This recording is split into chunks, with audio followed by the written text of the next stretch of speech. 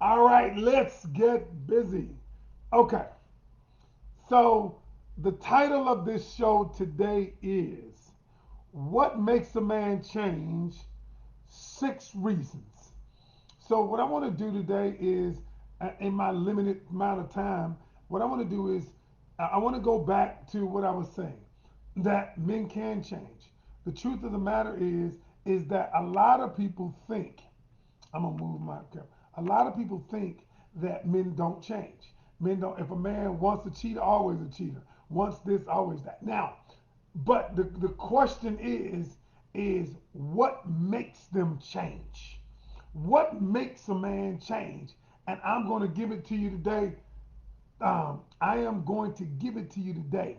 And I'm going to tell you, I can tell you firsthand experience because I was the guy who was that guy. Like I told you before, I was the guy, look, I was trying to get anything I could get. Well, not anything. Not anything. But I was out there licking and sticking, sucking and the other word. I was, but, and then, because that's why I can speak freely. That's why I'm real. I'm raw. I'm relatable because I'm not the guy who's been good all my life. I'm not that guy.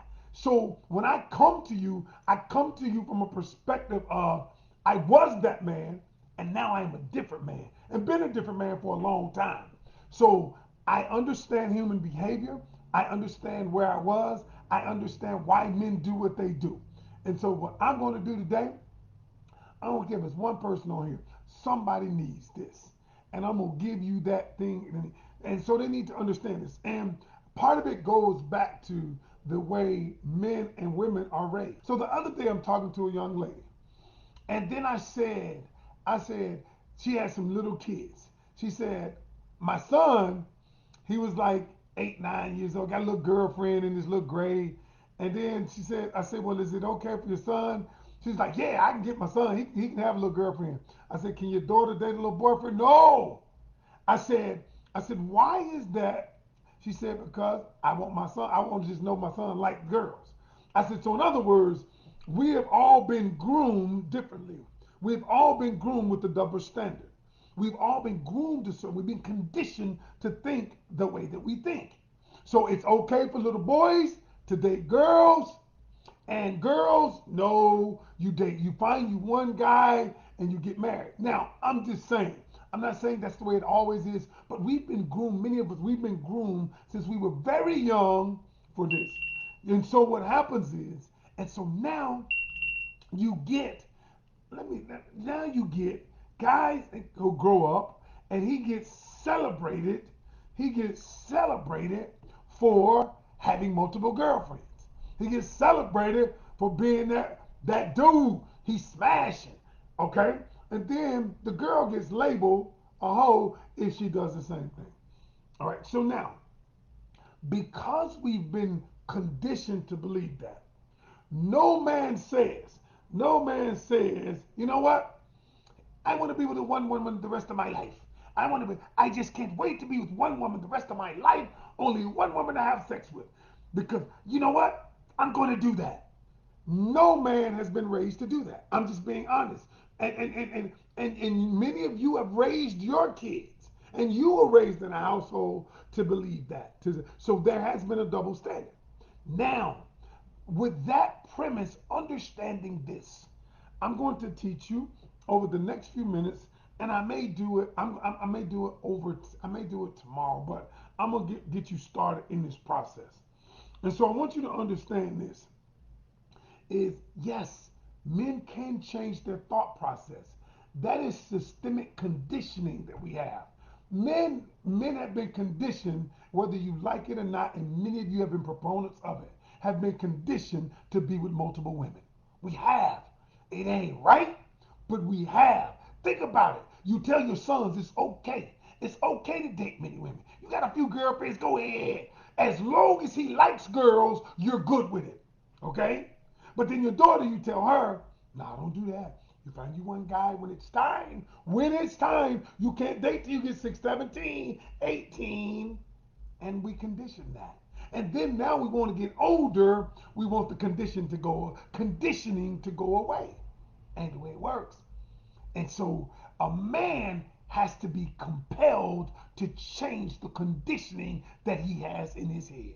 He has to be compelled to change it. And there are things that help a man change his thought process. Okay? Now, I get it. Some of you might not like this, but the truth of the matter is, y'all know I'm telling the damn truth. And you know when you listen to me, I know what I'm talking about. I'm not playing, I'm not trying to get people to like me. I'm trying to get people, I'm trying to tell the truth. All right? And so I'm going to tell it whether your ass like it or not. Because my objective is to help women find relationships that are healthy, and all of us, the truth is we all kind of messed up and we all need some healing, but it's just a matter of those who want to. So let me give you the things that make a man change. And let me go back on my live that just canceled. So one of my clients asked me, Ken, what made you change? Why do men change? And I said, I will explain it to you. I will give it to you. I said, but for one moment, would you do something for me? Would you there's a thing called suspend disbelief. Now, let me explain to you what suspending disbelief means. It is so powerful. Do you know every human being suspends their disbelief? And let me prove it to you. Suspending disbelief is just something for the moment that if you don't believe it's true, like for instance, you know how women say all men cheat or there are no faithful men out there. I need you to suspend that disbelief for just a moment. And if you tell me I can't do that, I say yes you can. You do it all the time. Let me give you an example. Have you ever gone to a horror film, a horror movie, watched a movie that's scary, and you know it's not real? But what you do is because it's a movie, you suspend your disbelief. This is a real thing, y'all. This is not, you suspend your disbelief so that you can enjoy the movie. Right. So you can suspend disbelief. And some of you believe that all men are a certain way. This is a certain way. That's what you've been conditioned to believe. But for a moment, and this is what I told my client, I said, for a moment, I need you to suspend your disbelief. I said, and let me show you for just a moment during the time that you just say, if can, if it's possible for a man to change, how would he do that? Why would he do that? And I say, if it's possible for him to change, why would he do that? And I said, let me show you. And so I said, this is the reason I changed. These are the reasons that I that I changed. And I said, I'm going to give my reasoning falls within this. And like I told you before, I was that dude. I was that dude. I was slipping and dipping, sliding and riding, and licking and sticking, doing what I was doing. All right. But I changed that. And for a long time, I don't even look anything like that guy. That's why I can tell you I know what I'm talking about. It's been many years, and that guy's been gone, and when I was younger. So let me give you the reason. There are 6 reasons that make a man change. Number one, a man changes his conditioning when the thing that he is looking to have is more valuable than the thing that he has. Okay? The thing that he desires, the thing that he's confronted with, the thing that's put before him, he believes it is more valuable than what he currently has. Let me give you an example. If a man values you, if he values you, he wants to hold on to you. If he doesn't value you, if he doesn't value, he will allow you to leave. Anything a man values, he wants to hold on to it. Period. Listen, y'all, don't make no mistake. Make no mistake about it. If a man lets you ride, lets you walk away, he does not really value that much. He does not value you that much. That's why I said that the truth is a man, a woman always, there always, listen to me carefully, there always has to be the fear that he might lose you. If the fear that a man will never lose you, if he fears that a man will never lose something, he will not value that thing. If I knew, if I thought about it, even me, as good as I am, it's okay. I mean, I'm a good. Everybody can get got. Everyone. Don't ever believe your man can't be tempted, or your woman can't be tempted. But that goes both ways, y'all. Everybody. That's why. But what I think about is the thing that I have is more valuable than the thing that is presented to me. That is presented to me. That is in front of me. And so, you know what? So I say I'm gonna hold on to that. If he's willing, that's why I always say, if there's no fear of you leaving, no fear, you'll never know how much value you have. Because if you let him do the shit over and over again, he cheat and you take him back. Well, all you're doing is enabling him. All you're doing is rewarding bad behavior. And I blame you for the shit. I know it hurts, yes. But the truth of the matter is, you're never going to know how the man truly feels about you unless you're gone, unless you're willing to leave. And I'm not saying you have to leave. I'm simply saying be willing to. And I've said this on my show many times before. My dad told me this. He said, son, he said, you have to be prepared to walk away from anything or anyone. If you're not willing to walk away, he said, I'm not saying that you have to walk away. He said, but if you're not willing to walk away, that thing or that person will control you. And that's the reason why. And so what I'm saying to you is, look, a man changes because the thing that you have is more valuable than the thing he's getting.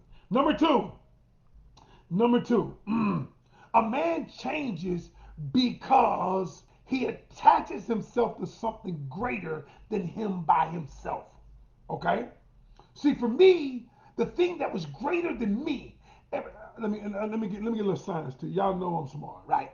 So every human being is born with an innate desire to be a part of something that's bigger than them. That is the reason why people say my church. You go to my church or my school. I went to North Carolina A&T State University. I love my school. And what we say is I get pride because we're part of something bigger than any one individual. Okay? When a man changes, he believes that he's becoming something, part of something that is bigger than him alone. If I join with you, it's bigger than me by myself. Yes. And so what happens is the bigger thing for me was not only was I joining the union, but I said to myself, now I believe God has shared with me my purpose became, and he didn't share with me like this, but I have to give it to you. My purpose became more important than pussy. When my purpose became more important than pussy, the truth of the matter is now I am a part of something bigger than me. A man does not change until he believes that he is a part of something with a woman that is bigger than him alone. Because that desire is innate in us. That's why men get so crazy when they team lose. You don't know nobody on that team. I don't know nobody on my team. I'm not getting a dime from it. But the fact that I'm a part of something that's bigger than me, that's why I'm emotionally engaged, and I'm mad when my Falcons lose. I done got used. Well, I really still ain't got used to it. But when they lost the Super Bowl, I couldn't speak for 2 weeks in 2016. And why? Simply because when the fans get there, we're all a part of something bigger than us. And that's when a man decides, I'm gonna change. Number three. Number three. He believes he can achieve more with you than he ever could on his own. See, a man makes a calculation, and I did a live on this last week. He makes a calculation. Men don't operate on potential. They don't. Men operate on functionality. And what I mean, women operate on potential. I see what our potential is. I see what we use. I see, yeah, we use the Falcons losing. Yeah, I see what his potential is. And so a woman will marry a guy like that. It's not the way men work. Men work more practical. They more work based on functionality. How do we function together? How do we get along? What do we talk about? How do we function together? Men are more creatures of function than anything else. And that's why a man who is rich will date a girl that, like I said, that work at a department store part time. I'm not downing that, but what I'm saying is, and that's the same reason why a woman who is wealthy will not date a guy who is working at the department store. It's because we view relationships very differently. A man, he's good. He can work. He don't care how much money you make as long as we functioning right, as long as we working right, as long as we making it together. We're functioning together. Okay? And so this is what I want you to understand. And number four, oh, ah, a man wants to change. What will make a man change? And this is what a lot of women don't get this. They don't get this part. And I try to teach them, but they don't get it. A man will change when a woman makes him a better version of himself. When a woman pushes him to be a better version of himself. When a woman empowers him to be a better version of himself. And then I have women say things like this. Well, you know what, Ken? I ain't gonna build this fool up for another woman to get him. And then I say this. I said, so you're not gonna build him up at all? Should he build you up for another man to get you? Well, ain't no another man gonna get me. Well, he don't know that. You don't know that either. The truth of the matter is, neither one of you know that. And so, with that being in mind, how come relationships? The truth is, our relationships are about vulnerability. And if you're not willing to be vulnerable, you won't have a you will not have a happy, healthy relationship because there's a part of you that's missing. There's a part of you that's gone when you're not willing to be vulnerable. And so, here's the thing. The thing is this. Any woman, I told this story before, but I'm gonna tell it again real quickly here. So I read this story. I did not coach this person. So let me tell you what happened. There was a guy dating this female, and she wrote a book about this. That's how I know about the story. So she was dating this guy, and the guy lost his, he was down on his luck, so she let the guy move in. She was doing the guy's resume. He seemed depressed, right? She was washing his clothes. She just wanted him to know, I got you. I got you. I'm with you. Okay? So she did all these things for him. Did his resume, washed his clothes, gave him a place to stay. She bought groceries. 6 months later, he was like, the truth is, this ain't working for me. And he moved out. He moved out. Get this. She wrote the book about this story. Then she said, a year later, he was engaged to this other woman. And she said, for research for the book, she was over him by this time, but she said it hurt. It hurt. She said, I had to reach out to him so I could do research and ask, why were you married? Why did you get married right away? You told me you didn't want to be married. And this is what he said. He said, the truth is, yeah, you did all these things for me. And I'm just being honest. He said, you did all these things for me. He said, but you never empowered me. The new woman would not let him settle for less. She didn't do his resume. She didn't wash his clothes. She said, you need to get your ass up. She said, I will encourage you to get your ass up. You can't come stay with me. No, you need to get a job. And she said she pushed him. She made him want to be better. Made him. And because she made him want to be better, he decided to be better. And when he looked at her differently. He said, you know what? Any woman that makes me want to be better, I want to be with them. Wow. Ooh, ooh, I'm just saying, y'all. I'm just saying. Listen, I'm just saying. Now, and the last thing is simply this. Oh, what makes a man change? Well, it's actually two more, but I'm only going to give you one more. What makes a man change is simply this, is when he decides that he wants to get healed. Because all of us come with baggage. All of us come, and men especially. Y'all, we deal with stuff and we don't want to tell anybody about it. And so until we deal with the things that are hindering us, the low self-esteem that we have, the things that people have told us, the things our parents have told us, things that what have happened to us when we were children, whether we were molested or whatever, because a macho man, he can't be molested. And the truth is, a lot of us are running around and we have been. But what we're doing is overcompensating. And a lot of women are trying to heal broken men or in relationships with broken men. And they're not necessarily trying to heal them, they're trying to fix them.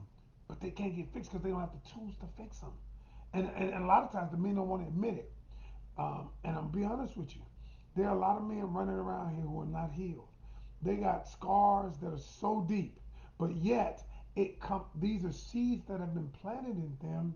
They come out in ways that you don't. So now I want to be promiscuous. I want to smash as many women as I can to overcompensate the the the the shame that I have of another man touching me. Y'all, this is deep. All of us come with stuff. My issues might be different than someone else's issues. You know, women have them too. They have issues, but we have to be willing to go to somebody. And in the black community, especially, we think that getting help, coaching, therapy, that something is wrong with that. Because what do they used to do? They used to. Now people are getting better with coaching because a lot of people are realizing that I can't deal with this shit on my own. I can't. This is too heavy. Listen, y'all, that's my time. I'm out. Y'all know I always say every journey starts with one step. Take your journey today. All right? Peace.